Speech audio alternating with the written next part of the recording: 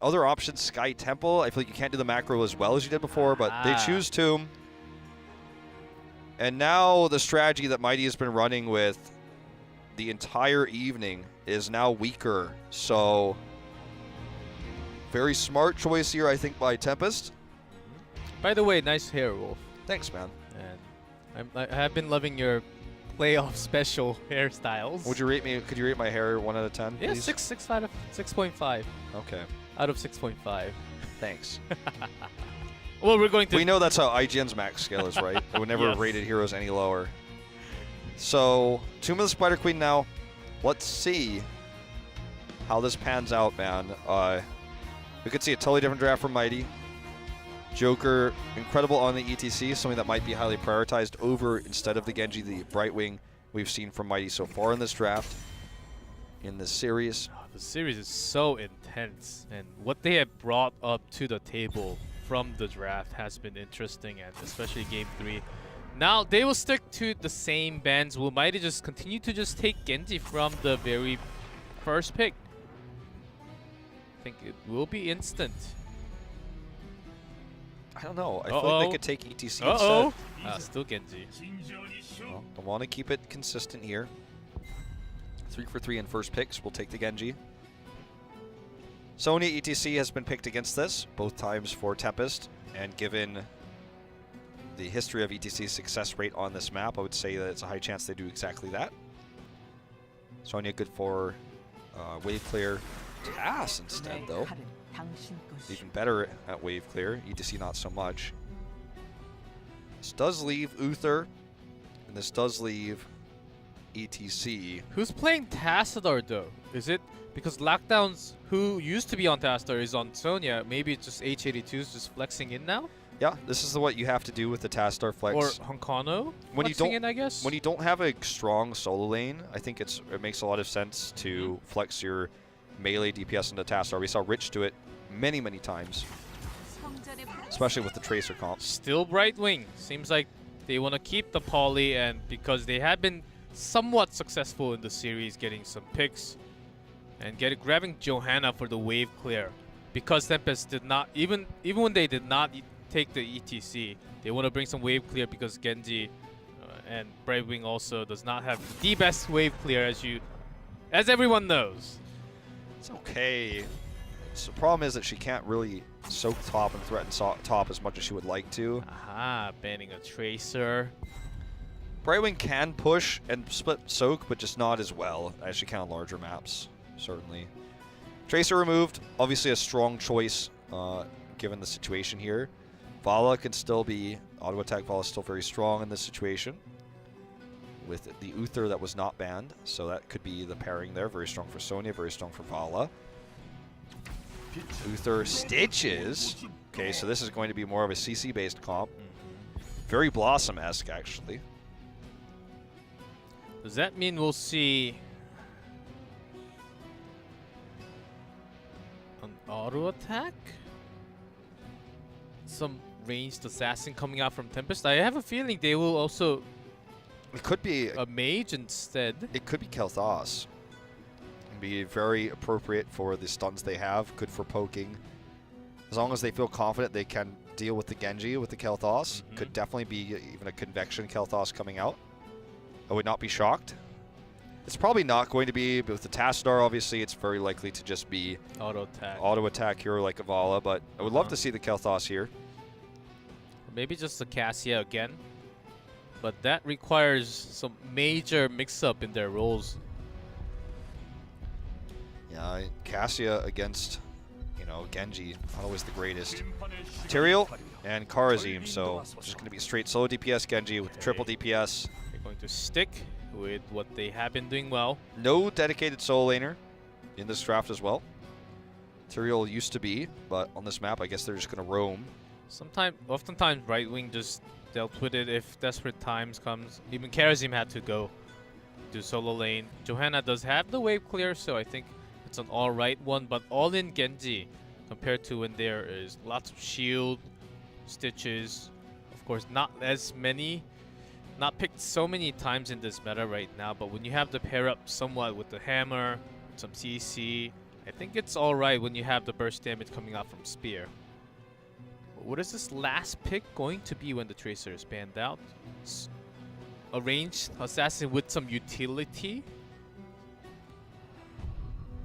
I mean, Lunara for the chase? Lunara is good, Hammer is good, but it's going to go back to the Cassia.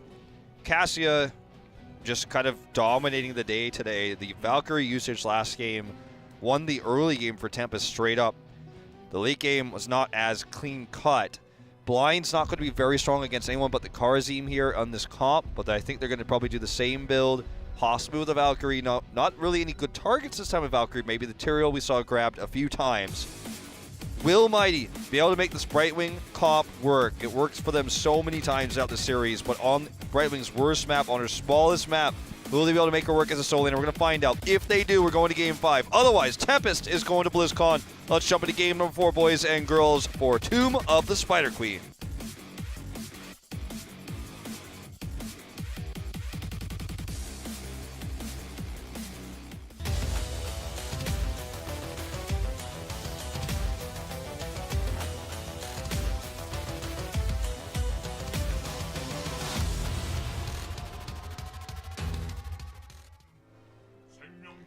Tempest hide on Uther, Honkono on Tastar, Lockdown on Cassia, Sign on Stitches, and H82 on Sonya.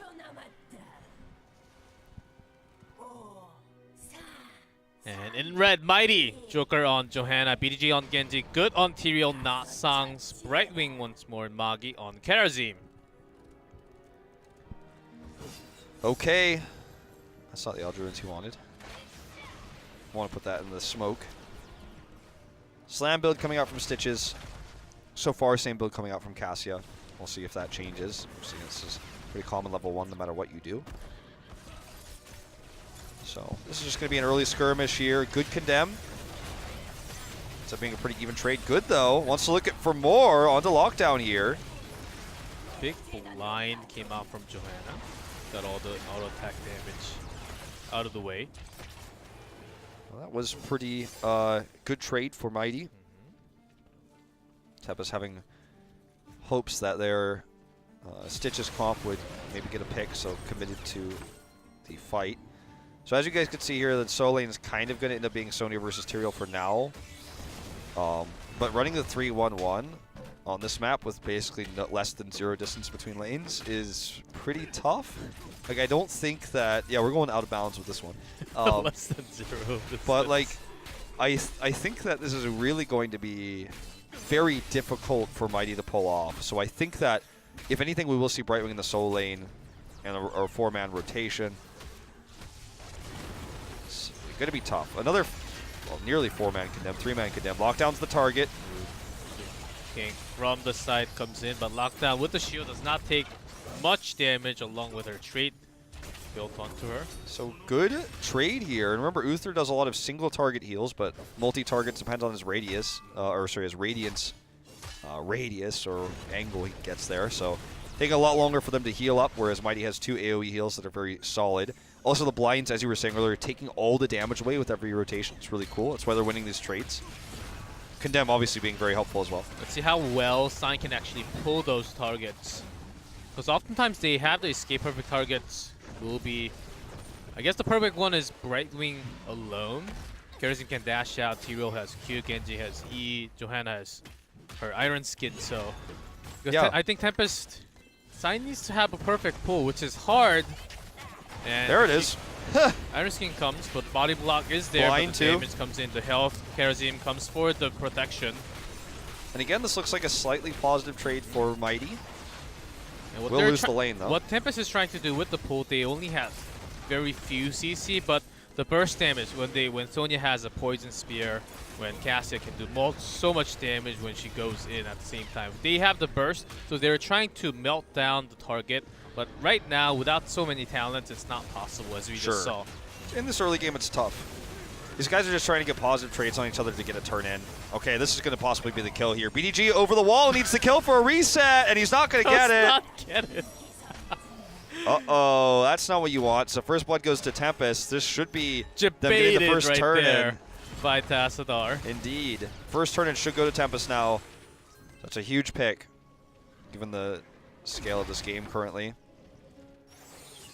Oh. There has to be a moment with the Genji if Genji comes out that many times in the series. No, it just has to be there, and BDG once a day. Once a day. But no more than once a day though. To continue to interrupt, trying to stop this turn-in. They got the respawn for Genji. So definitely a possibility that they just survive this. And get their own turn-in. Survive the first turn-in and avoid and prevent it, I should say. The poking will be somewhat difficult to deal with from Mighty's side because Tempest has some wave clear. They have lots of range pokes coming up from Tassadar, Cassia especially, with such a low cooldown on her Q. So they're getting some gems turned in, but Mighty has having no chance of getting their own gems. As Tyrael tries to sneak to the bottom. Shield glare again, blocks sign. And Tyrael just trying to collect and get that experience. They're a little bit behind the experience from that pick and a really good wave clear. So far Mighty's been doing a great job. They're actually gonna get this 15 in. It's a start. Dash to relieve the turn-in pressure here. Aldurin's will be the way here. Oh, dash first. It still survives. Joker with some good blinds. They're just trying to sneak these turn-ins over here at the bottom. The one away. Crazy here if Mighty actually steals it away at Al, considering how close this is. Well, they do have enough. Indeed. Oh my god, they could actually get this first turn-in still. Mighty could. Should be incredible. Sonya's taking care of the bottom wave. We'll be pushing, so Brightwing had to go down for that wave. And meanwhile, Tempest is controlling the middle at the moment. Kerosene just trying to delay. Line drops down onto Johanna, does nothing. Let's see how many Tassadar has, and Kerosene will actually go check the top. Good is GG. Okay, this is a good opportunity here for Tempest. I don't know if anyone can stop them this time. No one's nearby. Arcane Flare too late. Too late. That's going to be the turn-in. Tempest is going to take a nice lead with this. For the first time, they can really push hard in the lanes, and they've got great wave clear. They've got great poke with the Psy Storm, and they can always threaten hooks. This should get them level 10 first. Fantastic position now for Tempest. Oh, they wanted to punish Tassadar or anyone that was overextending before these web weavers. I thought it was a nice timing, but could not really do anything. No shift available, I believe. Panakana will just exit. Nine is coming to punish. Does have the hook. So much damage coming in on the BDG. If he gets the hook onto Nasang though. Blocked by Joker. Still, they got such an incredible trade there. The Webweaver did a lot of damage to BDG. Actually got caught in its little wave that comes out, so. Thunderstroke does complete. Same build here. And coming out for lockdown. Is it going to be Valkyrie once more? It is the same build. Yeah. Gorge used right as soon as he locked in. Okay, he locks in because he wants the extra damage to get the kill. Doesn't even use it. Deleted. And it is Lightning Ball this time. Yeah, so I think he locked it in there because he was just trying to get that extra damage. They're going to look to boss here, which will actually get them another fort. Mighty does not have 10. They can't contest this. Divine Shield, Archon, these are tools that Mighty can't fight against. So this is actually pretty safe considering Genji just respawned. And Tempest is snowballing this game like crazy. They have enough for another turn-in. And in fact, if Mighty does not run in and turn in right now, look, Stitches and Tassar both can deny turn-ins. They will almost certainly get a double turn-in here. Starting with Honkono's one. Okay, one is a there start. you're looking for the pick here. On to Sign. Good body blocking. He might go down. Getting the shield. Divine Shield! Just in time, but Willie survived. Does get the armor with the Lightning Ball is coming down, but so much more damage for Mighty. All the walls doing so much damage. Emerald win for defensive use, but Genji is here with the Dragon Blade, taking multiple targets. H82 maybe the next one. Debated once more with the shield. BDG got debated twice, man. And through all this, Mighty will get the first turn of the game. No one's dealt with this boss. They're only going up there now. Their main DPS dead because of that attempt to get a triple kill. He was greedy, got punished. So this boss will delete the rest of the keep wall. In fact, will eliminate the last of the ammunition here, and will also stop this top Webweaver from realistically accomplishing anything. But that was a really good pick onto Sign. Body blocking him there, getting that early aggression in. Forcing the Divine Shield not to be used on Cassia. Well played by Mighty. But they will never get as much done with this Web Weaver as Tempest did with the last. And because the boss came out and they dealt with it so late, Tempest is still in fantastic position after that exchange, especially with the kill on Genji. That was just sad to see Stitches just trapped there. He just wanted to play as 7-sided drops onto Honkono. He's trying to survive. Okay, this is a risky position here for Tempest. Again, Sank is used. The cleanse coming through on H82 will get taken out. Looks like Brightwing will be traded for this one off screen. Hyde trying to aggressively position. They zone out a lot of these gems. He's holding on to 47 himself. So ends up being a trade here. Still, trade's good for Tempest. Have all their forts up. They have a talent tier lead. Same respawn timers. This is a great position now if you're a Tempest fan. As they're just taking this game out, they still have a fort down there. They can take this much time to put in another set of Web Weavers. They have enough. And Mighty, because they lost a couple of their members that were holding in lots of gems, they only have 56. Holy shock with the delay here. Joker's holding on to 36 of the 56 you mentioned. Just going to go and use this Condemn for wave clear. Brightwing soaking bot. They're trying to use this pseudo global on this tiny map to actually gain that experience deficit. But Nasang is not an aggressive Brightwing, as you saw. He was being super defensive all the time. If you cannot be aggressive, have a perfect understanding of Tempest's rotation, and make perfect timing for the Z, then you cannot really push in, because just as you saw, Sonya came down so quickly, she couldn't really push in anywhere. Yeah, Soy's gonna wag his finger at this Brightwing play. Yes, he will, as Soy love to punish with the ganks, with the phase shift. And Tempest trying to push in right before Mighty hits 13. All right, Web Weavers here look to hit top keep wall, mid keep wall, and bot fort. Will be the first target. The Web Weaver in the top will naturally push, so you don't really need to escort it, because no one is defending it. Then it will have about half health when it threatens the keep wall. This will give Tempest a full, potentially 2-level lead in that faster 16. Oh, Joker misses the Condemn here. That was an opportunity wasted now.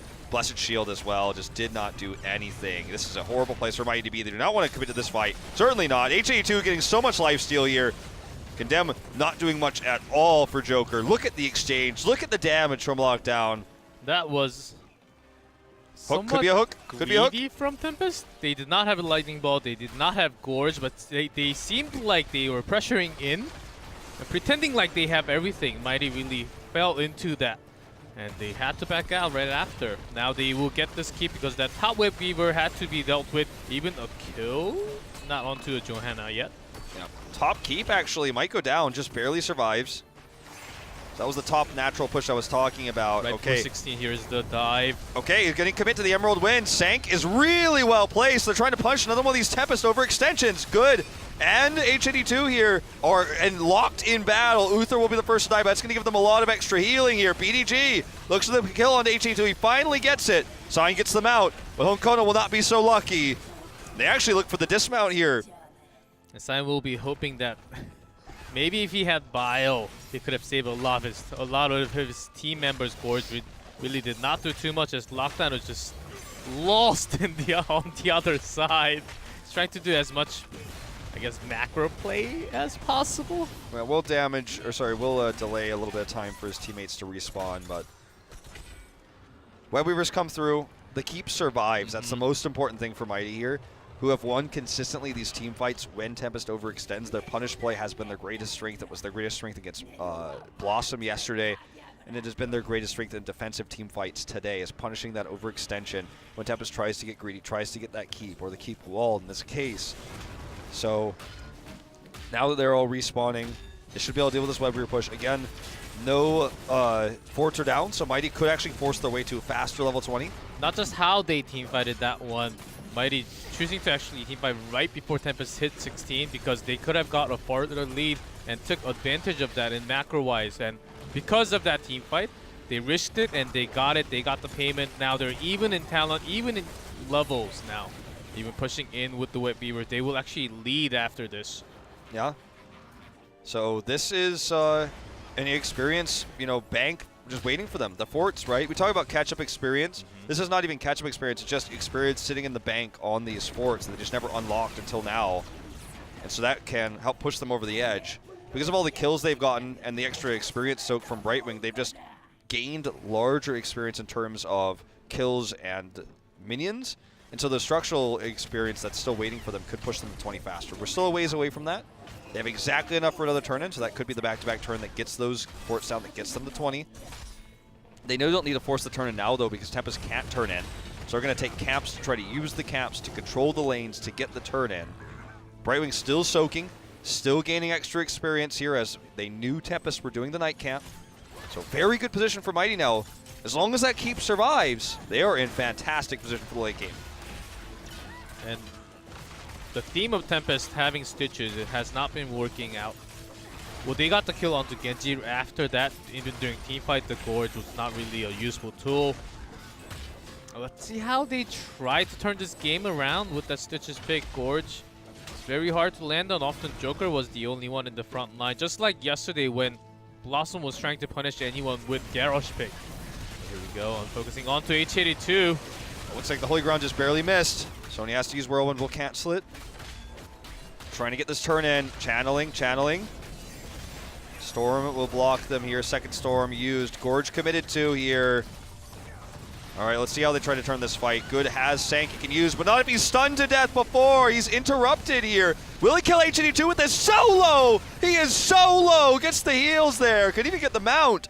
And now they are going to chase. So close. Both that Sank and the one extra auto from anybody would have been enough to maybe turn this fight around. But still, Tempest does not have enough for a turn-in. However, they have enough heroes to boss. They could head to the boss, yes, get that keep down. But they used everything, though. That's what's there, delaying them a little bit. Seems like Mighty actually wants to come in and contest for this. Even they, Sank will be up if they can buy enough time for the respawn. They'll just try to trade it with the Web Weaver summon. Ooh, and they baited Tempest to let the boss go. They get the turn-in. They're going to get the turn-in, and no keep is going to die. And Tyrael is back. Perfect play here from Mighty. Tempest just playing a little bit too safe in this case. What? So they get the turn-in. Joker is caught alone. Will Iron Skin his way out? They're coming in. Teleport through. Tyrael's coming. No Divine Shield in this fight. Dragon Blade comes out from BDG already. That is a dead hide. This is going to be such a fantastic position now for Mighty to come back into this game. So baited there with the Johado positioning. They wanted to commit. The Iron Skin saves everyone, condemns everybody. No Divine Shield means Dragon Blade is going to do incredible amounts of damage. They knew that was the problem. They knew they did not have any offensive defensive tool onto themselves. No Twilight Dream, no Archon, no shield, no ball.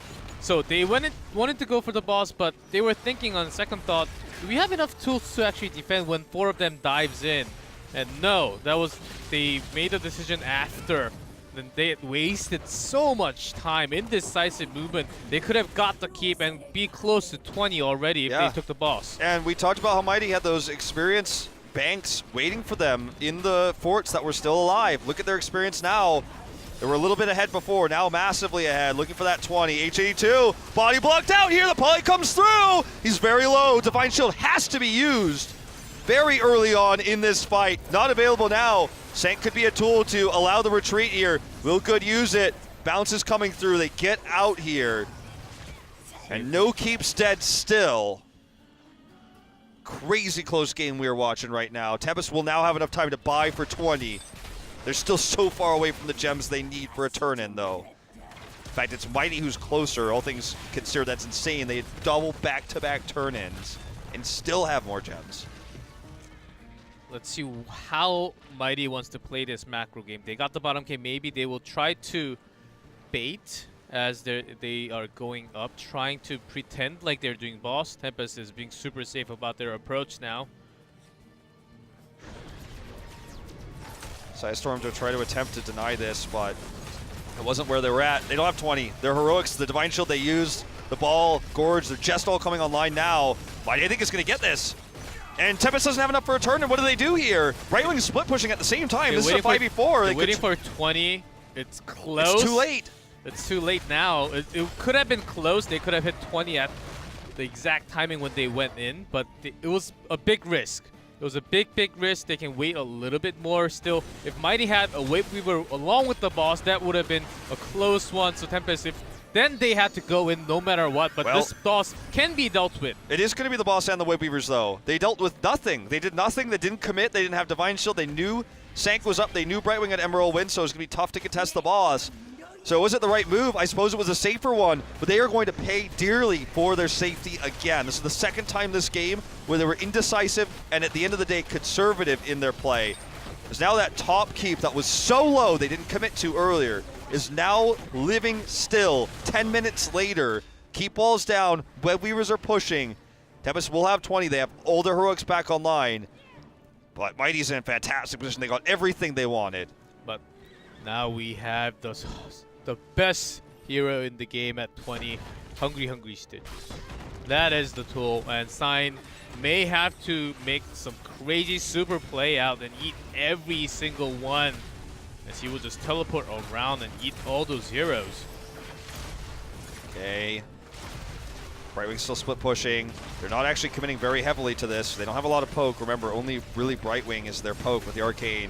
They have good wave clear, but not a lot of siege for the, I should say, siege more than poke, right? They don't have a lot of ways to hit these keeps. Because the boss and the Web Weavers were awfully timed off, not together in the top lane, they could not really get any keep. So I guess overall, Tempest making the safe move to keep all their keeps and try to slowly build off the pressure that was onto them. But against the global, Brightwing has been somewhat pressuring all the time throughout this game. We did not really highlight too much because Brightwing is so passive, but it's been working so favorably for Mighty. Oh, let's see. Ooh. This is... 882, no face checking Sonya. Please. I don't like this for Mighty. I don't like it at all. Ping's coming down. Looks like people are agreeing with me on Mighty's squad.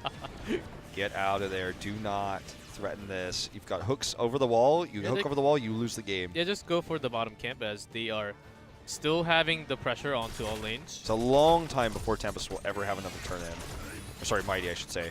And Mighty will need to use this time to play insanely passively, insanely safely. Trying to poke around the blue side camps that are already taken when they could get pulled over the wall. No way is that the right move. You have to just play safe. You have to do what Tempest has been doing all game while also denying turn-ins. A Wave Weaver to the top lane would get the keep guaranteed, but look at the wave up there. It's insanely thick for Tempest. So controlling the caps will buy time further, but no face checking and no invades. No reason to do that. They don't have the type of initiation that can get a pick. Boss is not up for a long time play, 2.5 minutes at least. So there is no real reason for Tempest to actually go in unless they will get some crazy hooks, even though they have enough gems. Yeah, remember last game it was just the same. We went to this late game where it was really passive, neither team had an advantage, no keeps were killed. So it's kind of this passive waiting game. I think honestly, like the higher level heroes the Storm goes and this better and better teams become at understanding how the maps work. We're seeing a lot more games like this. This happens a lot in China, like I was saying, but in Asia and in Europe, it's less common. I think Europe was always the safest, most passive region, but not quite this passive. And I think that's like the smartest way to play. The Europeans figured it out first, but we're seeing this very slow, safe grind, basically, for Mighty, where they're like, okay, we're eventually going to get 70. Well, they are close to the center now, but still easily revealed by Joker, as he has so much HP now. Yep, he has Regen Master, he has, you know, level 22 scaling. Is that like close to 6,000? I think he's got more. I think he's probably like 7K at this point. Well, that was pretty optimistic. Even Genji has like 3.4K. Are they going to try to commit because he missed the hook? I don't think this is a good idea. But they have 100 now. And I think both teams should actually just play passively until we get to like level 30, unless someone makes a mistake. There's no reason to attack now on either side. Like, give me one reason. No, there isn't one. Boss is always going to be advantage Mighty, though. Remember, they have Emerald Wind and Sank. they have positioned themselves already. So Tempest wants to actually trade it for a turn-in. Yeah, I say give me one reason. This is the one reason right here, but they are going to trade it for a turn-in, as you say. Look at the waves, though. Only mid lane is pushed very far. Tempest is trying to race starting from here because this boss will take a long time. Yeah, with only They're 3. pressuring into this keep, though. Okay, they're going to have to hearth home immediately. Right, they need to come home immediately. Like right now. They need to be hearthing home right now. They're walking. The damage is insane what Sonya and Cassia can do alone. Joker comes back. They're going to lose the keep, though. Boss will very likely kill top keep at this stage. Okay, look at this angle. There's the first Gorge here. Stun coming through. There's the Holy Ground. Huge condemn. Sank is perfect with the Dragon Blade sign.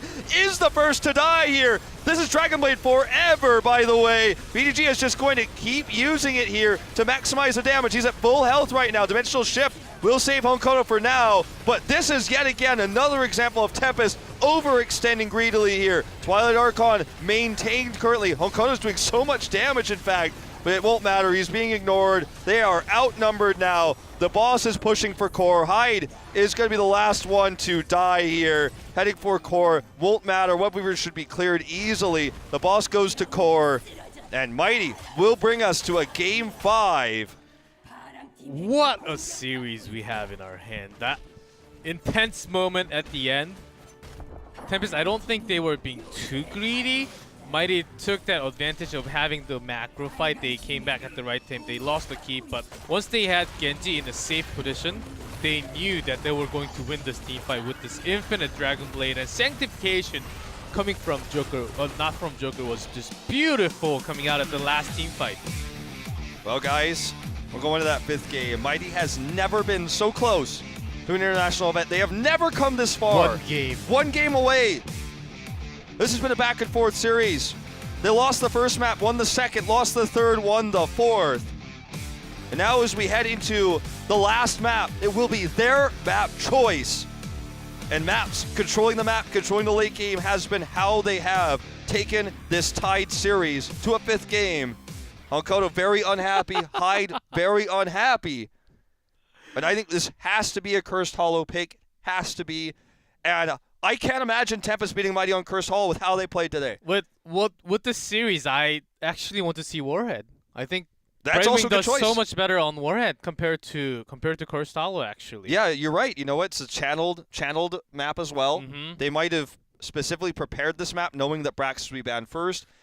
Sure, it's a risk. This is going to be a 5-game series. But they took BOE away, hoping that one of those maps would be available, as well as denying the worst map for their strategy at the same time. So Warhead could be on the cards. I'd rather see Cursed because I feel like it's a more neutral map for both teams and will be a map that's more practiced for Mighty. But wow, I did not expect we were going into this series like this, man. I did not know what to expect, and Mighty, man. Well, it's the last one, and let's make it the best one for sure. Tempest, we saw lots of indecisive moments. A lot in that game number 4. They overextended like 3 major times there, and every time they did, they were killed because Sank is so strong when you get overextended like that. You try to fight on your way out, but the Sank is in your zone that you have to walk through, so you can't really fight on your way back. You're taking damage because you're caught on the other side of the map. The Condemns were really good there out of Joker. The Sank's good, as you say. And Joker's Johanna tonight has been fantastic. Both games he's played, he's won with it. So he's 2 for 2 for the hero with Brightwing. I mean,